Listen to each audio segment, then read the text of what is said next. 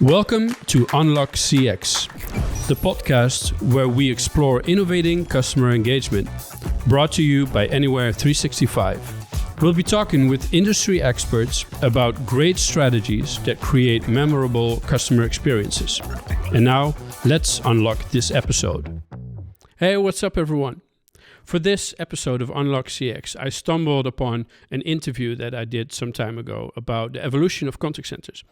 And the funny thing is that at Anywhere 365, we've always taken a bit of a different approach to the topic. So it was really interesting to learn from the other two speakers as well, what their thoughts are. For us, it's not about the contact center. And I think that siloed contact centers as such should be a thing of the past. And it's more about valuable dialogues, and it's more about mind-blowing customer experiences. I'm very curious what you think, so let me know in the comments when you see this, and enjoy this episode.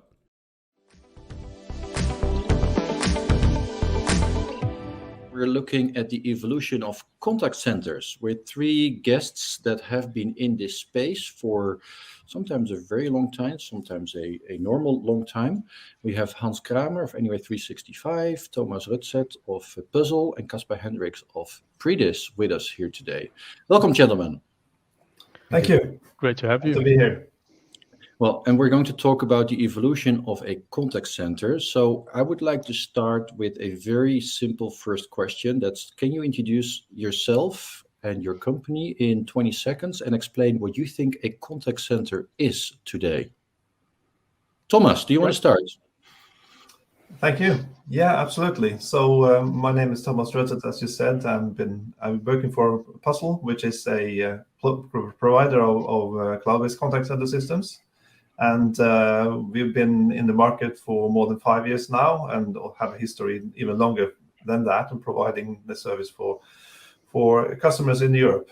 I think the important thing around the contact center today is to really see how the emerging digital dimensions to customer contact is impacting contact centers. Even though voice is a very important channel for many, we know that a lot of the interactions start on the digital side, right? So we need to be able to manage those customer journeys and see how that impact both the automated and also the empathetic customer journeys. Great. That sounds like something we can talk about a little bit more later. Hans, how about you? Who are you and what do you think a contact center is? Yeah, so my name is Hans Kramer. I'm the head of marketing at Anywhere 365. We are a communication platform that's built on Microsoft technology. So Microsoft Teams is mostly used as the backend for our software. And we've been in the space since 10, 11 years to really rethink business communication and to rethink customer engagement. So really looking forward to today's discussion. Great, thank you, Hans. And then finally, Caspar, same question for you. Yeah, so Caspar Hendricks with Predis. Predis has been around for almost 30 years. So I would be bragging if I would say it was for contact centers, but the key focus for Predis has always been enhancing the communication tools for organizations. What in the past it would mean enhancing in the attendant environment for receptionists with the larger UC vendors. But nowadays we're also enhancing all the different types of customer interactions and company interactions in a digital way. So enhancing on UC platforms from the dinosaurs in the industry, but also obviously with Microsoft for Microsoft Teams and RingCentral with their UCaaS solution. And on top of that, the contact center is the engagement platform between companies and their customers. And that can be on all the different channels that are available, where voice is just one of the different data channels that they have. And it's not necessarily large contact centers, but also the smaller organizations are also looking for a more advanced way to engage with their customers, right? So it's not necessarily specifically for large organizations anymore. That's great. So you touch on a number of issues in your 10 seconds. That's really good. So you all talked a little bit already about the changes in the industry, and I'd like to zoom in on that first a little bit. I think post-pandemic, the pandemic has created some changes in the way we work, right? Hybrid work has come up a lot, and certainly in those years, there was a lot of demand for, well, a different kind of customer experience, maybe. I'm sort of curious what you see, how you see that has changed the let's say the concept of a customer contact center. I find it very difficult personally to think of a customer contact center when we have remote work and hybrid workforces across the globe. So who wants to take this first? Yeah, I think that you're spot on there. I think that the pandemic, I don't think that it necessarily just changed a lot. I think that it's primarily created more speed in that change that it was already going on. So what we're seeing now is that, like you're saying, like these contact centers are actually not centered anymore. And I think that what we've learned from the pandemic is that like contact centers as silos are actually a thing that should belong to the past. And I think that one of the things that we should do also as technology providers is help customers. So companies typically know that their customers want to buy and want to get support in different ways than a couple of years ago. And they're eager to meet those needs and build great customer experiences. For example, with more personalization, with more empathy, with more proactive communication, creating a sense of community among their customers. And I don't think that can be done by contact centers as silos. So I think that the big challenge that the pandemic has shown us is that we should de-silo communication and make a real shift to customer centricity. Yeah. Thomas, what do you think? Yeah, there are obviously different dimensions to this question, right? One is when you're alluding to centers, you're thinking about the physical location of the agents and how that has evolved into becoming home working and working in hybrid modes, right?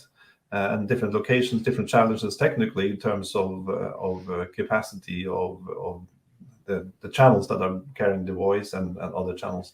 But I think the most profound change is really the whole end user customer experience towards any company. And I think all of us experience how the high street shops were closing down, right? And how consumers very quickly turn into becoming digital animals overnight, and a journey that, as Hans mentioned, had happened for quite some time, but accelerated extremely quickly. And I think most contact center, with some exceptions, managed to bring their workforce at home and set up some systems to be able to answer the calls that came in an increasingly larger pace. But I think it's the bigger challenge, which is still there, is to be able to manage your customers and their new digital journey, which they were trained on very quickly during the pandemic, and which they still are utilizing. So that new competence and that new way of dealing with businesses of any sort and form is changed forever. Yeah, definitely.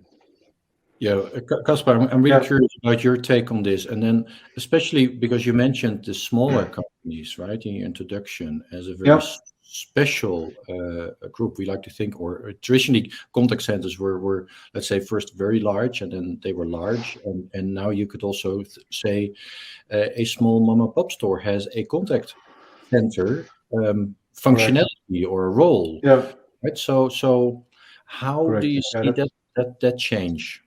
Yeah, so that's it. So as was I pointed out before already, that it's not so much about the technology or the physical locations, but it's the type of functionality and the way of working that needs to be adopted, and especially where in the past potentially larger or smaller organizations were reluctant to support hybrid working, because when you're all in one small area as a small organization, you just need to stick together.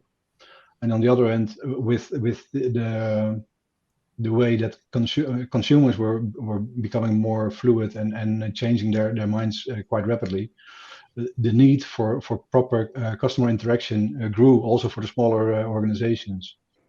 And I think the reason that why we could anticipate on supporting those changes quite rapidly as well is that, as I mentioned before, we have experience for close to 30 years in being part of an ecosystem of any given communication platform where we can providing added value to improve communication in general, and therefore also the customer interaction with organizations. So it was very easy to bring a contact center like functionality to the smaller organizations. With the experience in having an attendance solution or a receptionist or whatever you call it, it's just you're the front door for a large organization or for a small organization. And the added needs or the added requirements for smaller organizations were also to be able to just pick up different types of communication, because you wouldn't have a person coming through the door, but also coming through the door with a phone line or a chat message or a text message or whatever. And by consolidating all those different views and making that available also for the smaller organizations, we've seen a lot of positive impact for small organizations that were ready to adopt that way of working, because we could help them in a hybrid environment, right? So you have smaller organizations were either on a certain cheap cloud collaboration platform and then using internal different types of communication. So to be able to connect to that platform was evenly important as connecting to the traditional PBX environment. Right. That's very interesting that you're saying that. I think that it's a trend that I think that more companies should embrace, like the contact center as, like, not so much the contact center as a department. Like, customer engagement shouldn't be just a department, because it's a core responsibility for the company. And so in smaller companies, you see that like logically happen. Yeah. So you don't have a contact center. So like everyone feels like, hey, like this customer reaches out to us, like either through voice or text channels, and we need to help them, right? Yeah. We need to solve their problem, and preferably as fast as we can. Yeah. And this is also what I meant, like with when I said that like contact center software is usually built as a silo, and in like where instead you'd like to enable everyone in the company, not just within smaller companies, but we have some very big customers worldwide who provide our software to all their employees to make sure that they can all communicate. They all have the same capabilities, technically, at least, to engage with customers. So I do agree that like there's a lot changing, and I think that smaller organizations are a great role model for bigger ones. That's also, that creates challenges for your business, of course, because you were used to, and I mean, contact centers, every contact center platform or provider was always happy with large or very large customers, right? Because that's a big deal. So how do you deal with this change in markets? You're asking me? Yes. Okay. Yes. Well, I think that it's this is for us, and we see this with our customers. I'm really interested to learn from the other gentlemen as well. But what we see is that our customers embrace what we call dialogue management, and they embrace this vision of customer engagement 2.0. Really, it's like beyond customer, like Forrester in their recent landscape report, like they mentioned the beyond contact center functionalities, and I think that that's really a thing that like more companies can think about. Like, hey, if our goal is to create great customer experiences, or if our goal is to maximize productivity, I mean, we've all seen that contact centers, like agents have just ran away from contact centers in a lot of scenarios. So you can choose to try and fill that gap with like more agents and like within that same silo, or you just open up an ecosystem that you already have. For example, Microsoft Teams, which we use, or ACS, or any of these technologies, and then give communication capabilities to like knowledge workers in your company. Totally makes sense. I think if I may add to this, I think that another dimension to this is obviously if you're a small business, you will not necessarily prioritize to have someone picking up the phone, right? You will probably use a lot of other channels, everything from web forms to web chat and things that are talking to your audience, depending on your demography. I have a reference to a customer that we are just working with now, and they've been managing as a startup, they're managing all their communication on Telegram. They have a very special B2B service, which where their clients are typically on the road and in industrial environments, and for them to use the phone and talk to someone and stuff like that is very inconvenient. So for them, a chat channel has been kind of the starting point for their customer service. But as they grow, they obviously need something that is more omnichannel where we come in. But we have to remember that a lot of the small customers or small businesses, which also have experienced that their customers, again, have changed their attitudes during the pandemic, they will need to be rethinking how they start up. So it's not only about distributing and throwing a lot of more people from back office or wherever onto the phone. It's just as much about engaging these other channels and even applying some automation. Right.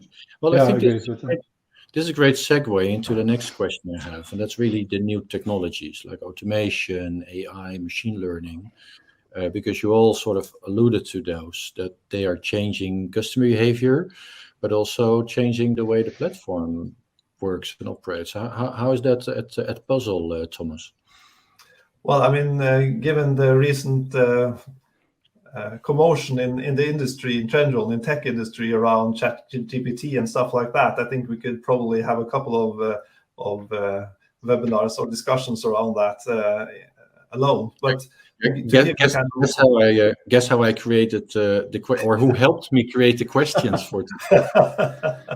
Yeah. It is really interesting, right? And to see how new inventions can make people just go crazy in terms of creativity and spinning on new opportunities, and seeing how a step change in technology is actually a lever to all that creativity and even political influence to some extent. But to kind of spin it back onto the customer experience and contact center, I think there is also a clear notion that this technology, at least talking about ChatGPT specifically, is a bit immature in terms of what it can actually help you with. So you still have to kind of feed the automation with sensible content so that you're not ending up a situation where the very kind of rudimentary deliverables from ChatGPT and OpenAI is kind of influence your brand reputation. But on the other hand, it is amazing what they have achieved through a fairly short amount of time to be able to generate much more fluent language generation, right? And also the interpretation of dialogues is just massively better than what it was shortly. So I strongly believe that this will influence customer experience in many dimensions, but in the short term, I think it will first and foremost improve the dialogues of automated systems. And I think there's another dimension, which is that the agents themselves, or the users of contact center systems, will be able to be aided much more in terms of proposal of responses. So take an email conversation where you're getting a complex email in, and a ChatGPT or an system evolving from that is able to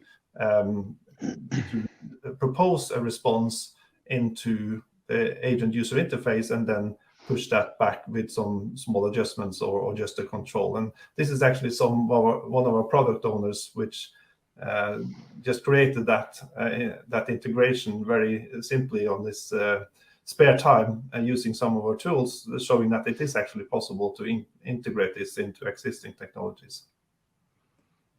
Yeah. Caspar, how does that work for you guys? Yeah, to a certain extent similar, because in the end, we believe that as a company, you shouldn't be dictating how your customer interacts with you, because it's your customer, and they can choose the way they want to communicate, because that will give you the edge in the long run. And therefore, you have to enable a great user experience on both your internal personnel side, as well as with the customers. But then taking that to the next level for AI and machine learning, then you need to just look at what type of AI you would be using and how you would integrate it in your conversation flow. And indeed, what you see that ChatGPT combines the search function with the agent assist, or even potentially a virtual agent solution. That's a massive win for the industry. Even because I know that some large organizations are already looking into the potential of having a number of just changing the way their contact centers or customer engagement centers work by using a number of VA streams, and then having a supervisor just stand by to moderate those streams if something could potentially go wrong, and therefore just reducing the employee cost that they would have. Especially, I mean, one of the largest costs in any contact center is getting people trained, and then unfortunately the attrition in contact centers is still a concern to the largest organizations as well, because the best agents gets the most work and the toughest questions and the most pissed off customers, and therefore they won't last longer than 2 years, and then you have to train another rock star in your organization, right? So having these AI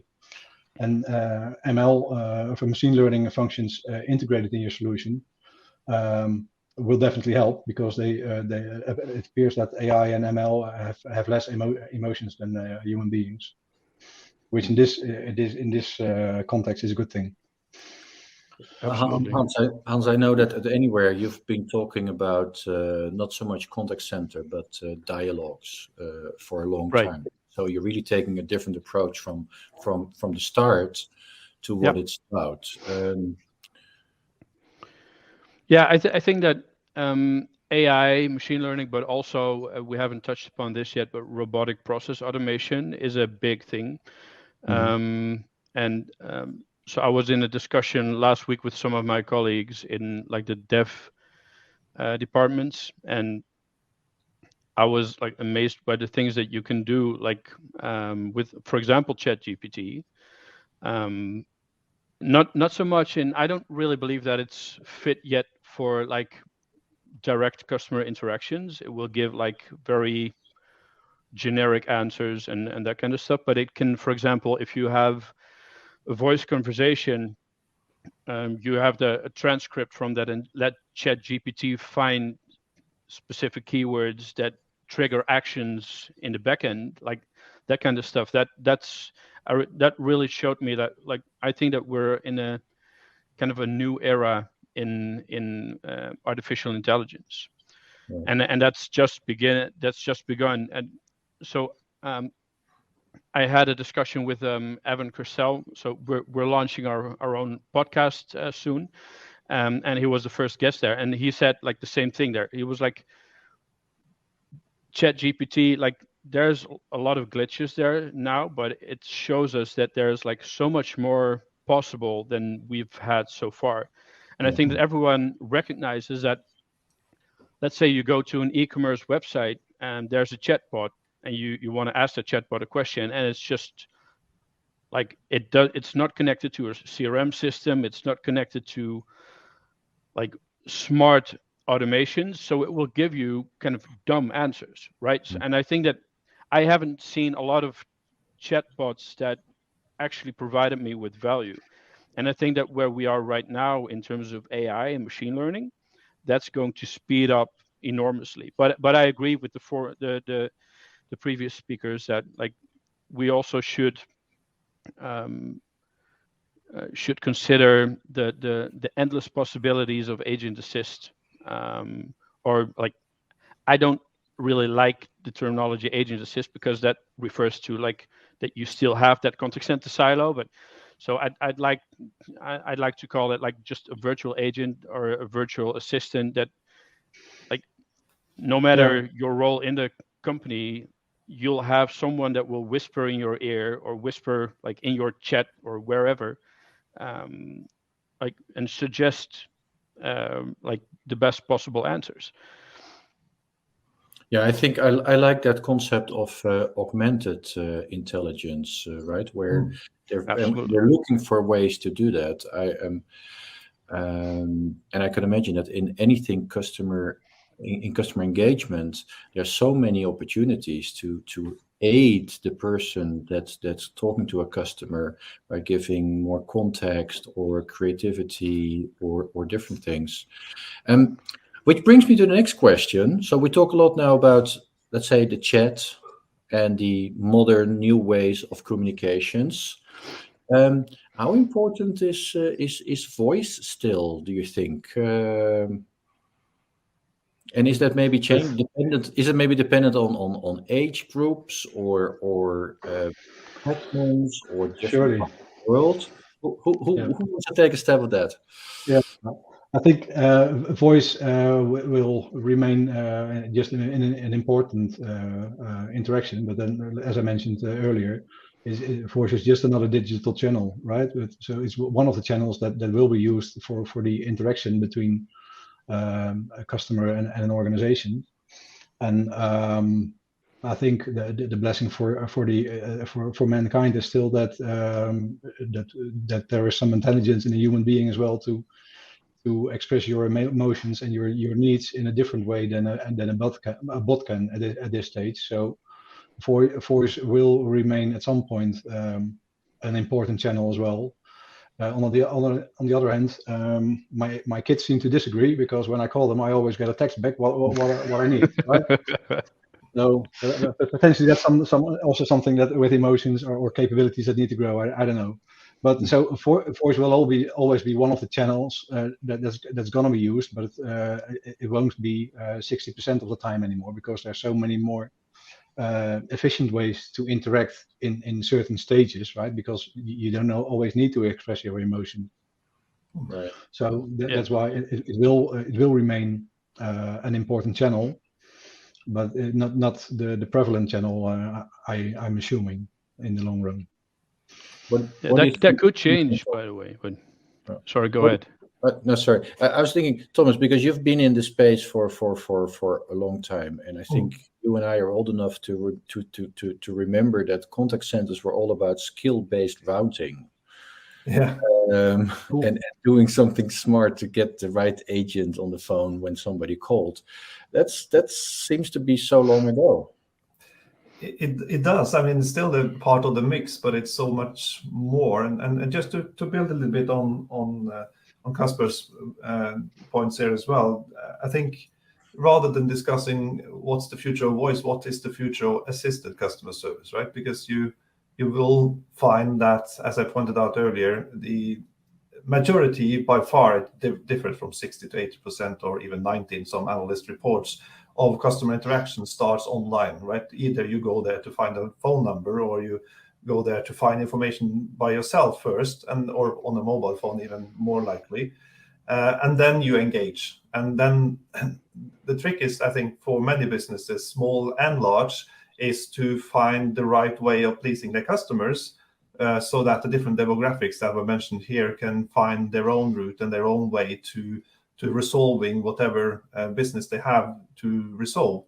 But we've seen that chatbots, for instance, or knowledge bases, or other or just a website that is well structured, can resolve a lot of things automated without necessarily having a human interaction at all. But we also do know, as was pointed out here earlier, that the majority of the deployments of automated solutions, especially chatbots, has been not very welcome in the community so far, right? So we do know that eagerness, a little bit like we talked about ChatGPT a few minutes ago, right? The same eagerness we had, was it 3 or 4 years ago, when everybody was going to throw a chatbot at their customers, regardless of training, regardless of the experience. I mean, if you transfer that to the human, would you take your youngest and most unexperienced contact center agent without hardly any training and just put them on the main line? You wouldn't do that, right? But you do that with automation. So it's a quite bizarre concept, just because the CEOs of the businesses said that you needed to have a chatbot on the page to look modern. That has caused a lot of bad experiences, right? And this is what the industry, and not necessarily only the technology providers, but also the customers, need to take that responsibility of a proper training, a proper customer journey that is not only focused on saving costs by cutting number of people in the contact center, being a separate unit, as you were quoting at Hans, or being a larger part of the organization.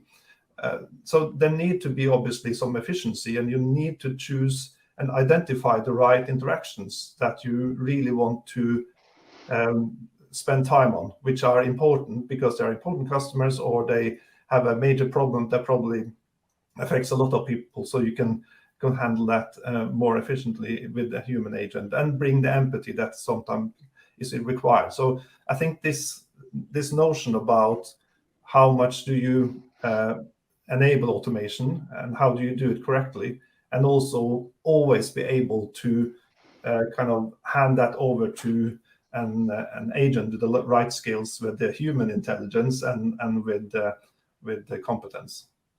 Yeah, I think it reminds me of in a lot of companies, marketing is handed to junior people, right? Just out of school. They can do the social media, and because it's only marketing, it's a bit similar to customer experience or customer contact, right?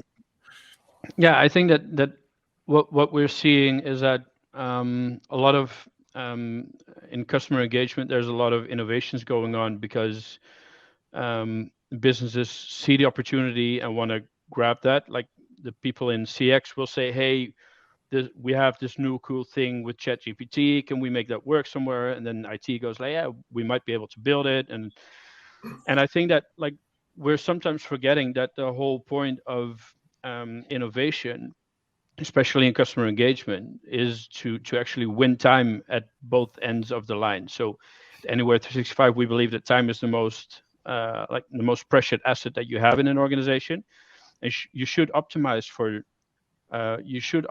for maximum value of that time. And we sometimes forget that in companies. So if you have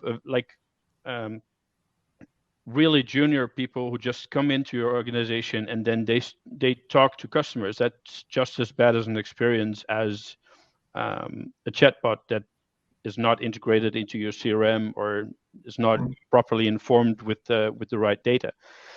And I think that like if you look at innovations in customer experience, that also at the same time need to fix the gap that we currently see in, well, we've had this whole like great resignation, and I really think that there are ways to do it, but they take time and they take a lot of, it's not, I think that I agree there that we, it's not just the technology is there, right? There's a lot going on. There's a lot that you can use, but it's also, I think, maybe it's also a role for CSPs to like help their customers make smart decisions. In okay, so how can you use this technology in a way that makes sense for both your team and your customers? Yeah. Well, this brings me to the next question. Oh, no, go ahead. No, yeah, it could potentially, I think, could be part of the next question as well. But I think it's just also the way in the past technology has forced organizations to work.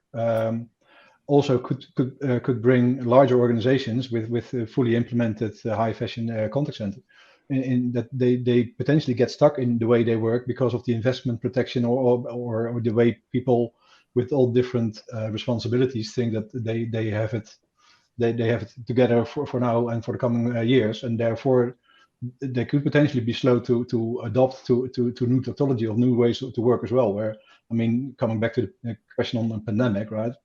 Before that, working from home was not appreciated by a lot of organizations, and then all of a sudden you had to take it as the only option, and then it appears to be working fine.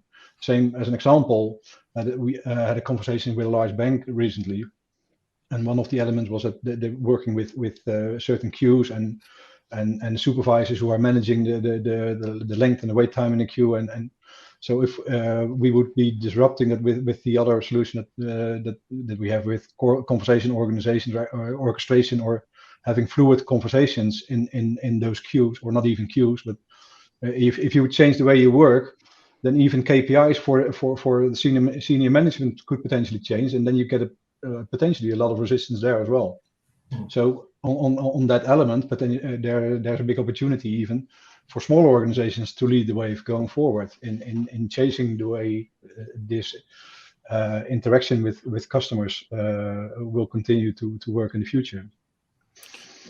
Well, I think this is an interesting example, because the way you described it sounded pretty complicated to me, but I'm no expert in the field. And I'm sort of curious, I mean, especially when we talk about the smaller companies also becoming, starting to look for these sorts of solutions, what's the role of the distribution channel? I mean, I would say traditionally, large customers, large enterprises would buy directly from the vendor in many cases, right? Because that was the most knowledge. And now we're talking about smaller companies adopting this technology. And now I think there may be a challenge to get this through the channel, but maybe also there's a great value there. So I'm curious in how you guys look at that. Thomas, can I start with you? Absolutely. Yeah, I think in Europe, and Puzzle being a European-focused vendor, channel is extremely important because of differences in region and kind of cultural differences and so forth. So there's always this need of adapting the solutions to the environment you're in. And I think that again gives the opportunity for customers as well to adopt and integrate the contact center environment into their other business systems, being the website in terms of the automation that I talked about a few minutes ago, but also obviously, as was mentioned here earlier, CRM systems and other pieces of business software, which is essential to be able to manage a customer query in an efficient way. So I think the channel is in general, but even more so on in the smaller companies, extremely important vehicle for bringing that to market. Yeah. Hans, how's that for you? Because you also have a strong channel focus, of course, for a long time. Yeah. We've chosen to follow a partner-led commercial strategy. So we're seeing, and I think that we all recognize this, right? So customer engagement software is always part of a bigger ecosystem. If you, well, at least if you do it right. So if you consider all the challenges that come with that, then like it totally makes sense to have a partner that works with that customer on integrating this particular piece of software into that ecosystem, and make it a flawless part of that whole thing. We're also seeing that a lot of customers actually want to buy through partners. And for us, so we're a SaaS business. Now, I'm not saying that we don't want to deliver professional services, but we're like mainly focused on the product and support through partners. And so for us, partners are like one of the key ingredients for our go-to-market. Absolutely. Right. Yeah.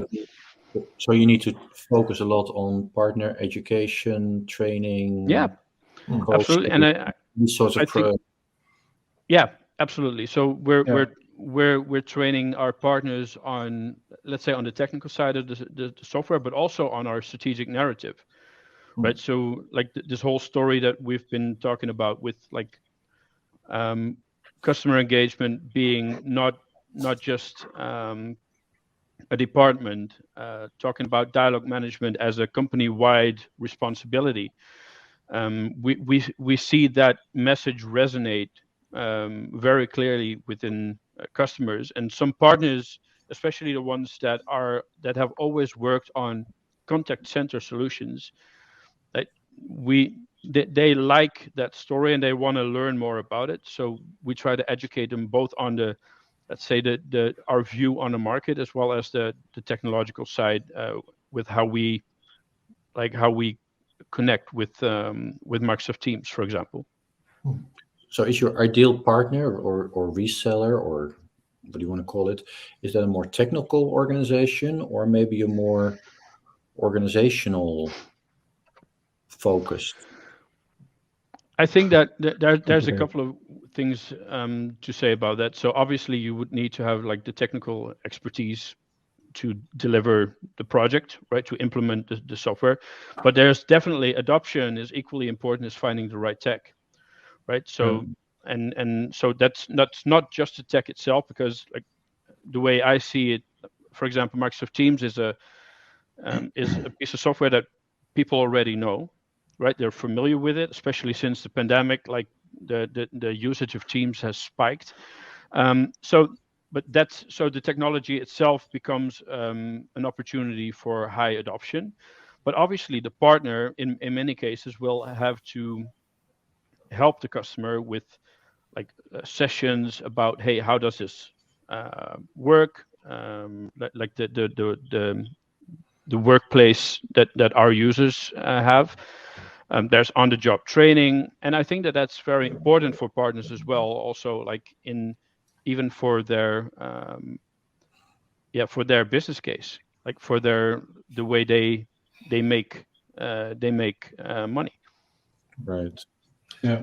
Thomas, how's that for you? Yeah. May I comment on that? Because I think you're right in a lot of that in terms of how this is playing along and making it good for both the vendor and also the customer. But I think it's important also to kind of think beyond voice here and think beyond the classic assisted customer service, because I think a lot of the role of the partner is to really embed this into the digital arena, right? We're seeing that when we're running projects with small and larger customers, that very often it is the digital elements where there are a marketing department involved. There is maybe some external consultants that is working on the web site. There is some CMS elements involved.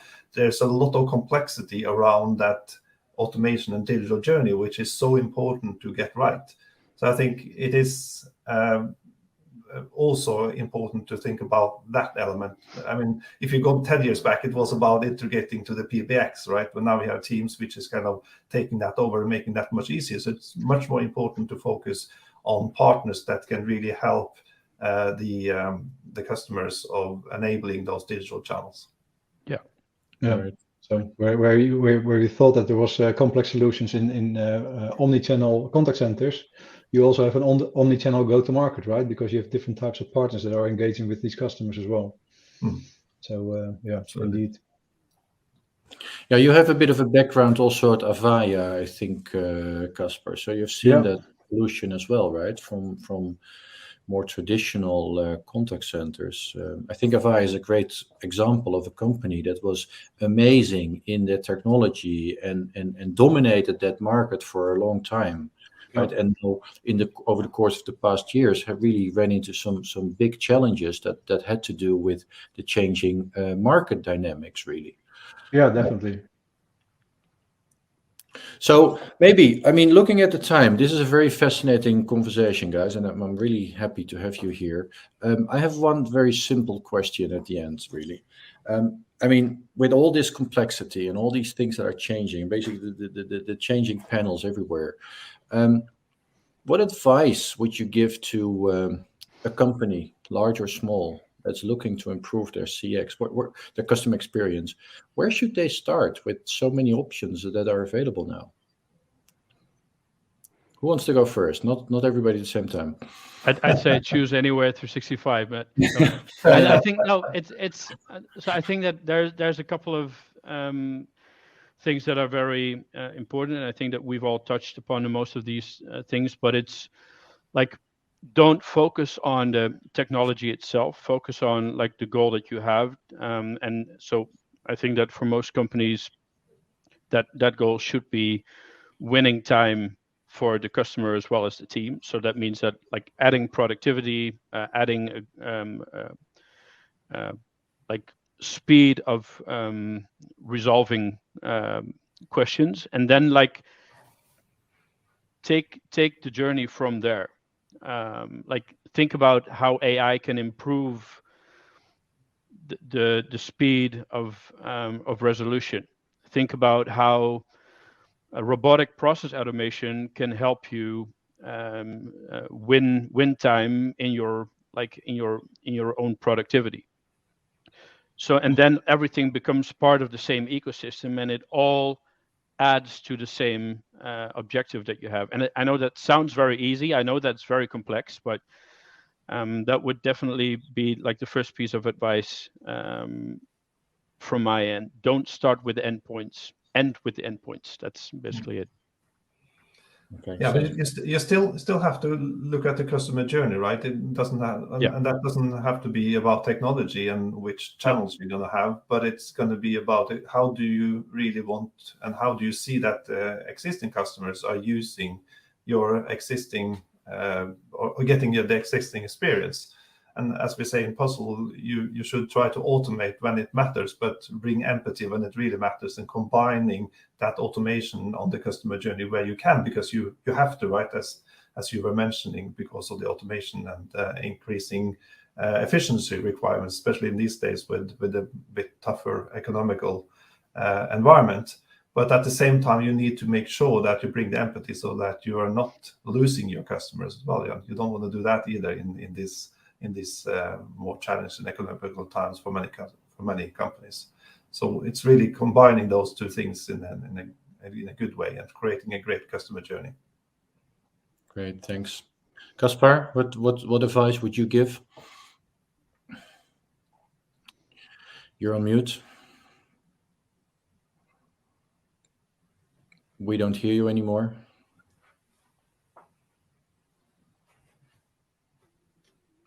No, we don't hear you anymore.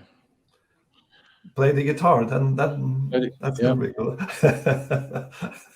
We'll cut out this little piece if you could make it work. What did you do? Headset. Yeah. Forget the headset. We don't hear you anymore. Hello? Yeah, you're back. You're back. So I'll repeat the question and we'll cut out this little bit. So, Caspar, what advice would you give companies looking to improve their customer experience, aside from buying a good headset? Thank you. So, I think I would recommend the companies to just look at how the conversation flows in their organizations, and because there's going to be more integration between human beings and technology going forward as well. So then the user experience and the customer experience would be depending on how seamless you can make the handoff between humans and technology as well going forward, because otherwise you would build frustrations with the customers that are interacting with you, and I think that's still poor marketing for you as an organization. So what we see is that instead of having, as I mentioned before, having queues in which you put the questions in and where people are lining up, if you can do conversation orchestration where you can, instead of having queues, we like to call it media flows, because you have different types of media. You got text, you got voice, potentially video as well going forward. And in these media flows, you can dynamically still prioritize who needs to go first and give you time to get answers. I mean, when it gets busy, it's not all for himself. It's still customer first, and get them to the right solutions and the right answers and responses. So keep thinking about how you can please the customer, because that's the best reference you will have in the future. And then check if your existing technology still does it, or if you need to enhance your existing solution with new technology, because especially in larger organizations, rip and replace is going to be very hard, I guess, because there are so, as it was mentioned before, so many business processes are linked to the customer engagement platform that's being used in the organization, that I don't see with larger sized organizations easy rip and replace situation. So if you can find ways to enhance your solution, that's I think a great step forward, because there's so many elements, right? I mean, using bots, are you using the bots as an endpoint or as a proxy? So how do the different bots interact? Yeah. So really have a look for if you're fit for the future there. Yeah. So really customer first, and maybe a stepwise approach when possible is what you all hear, and look at the integration with the customer. Focus on the platform or the ecosystem, indeed. Yeah. And choose the right partner. Well, it's been really great, guys. I was just curious. The next, it's crazy times, right? I just got back from Barcelona from Mobile World. What are you guys doing the next couple of weeks? Anything exciting in the plans? Absolutely. Hans, any music things happening? Hopefully. Yeah, I love playing in some bands, but professionally, I think that we'll have some super flashy news coming up, hopefully soon. Okay.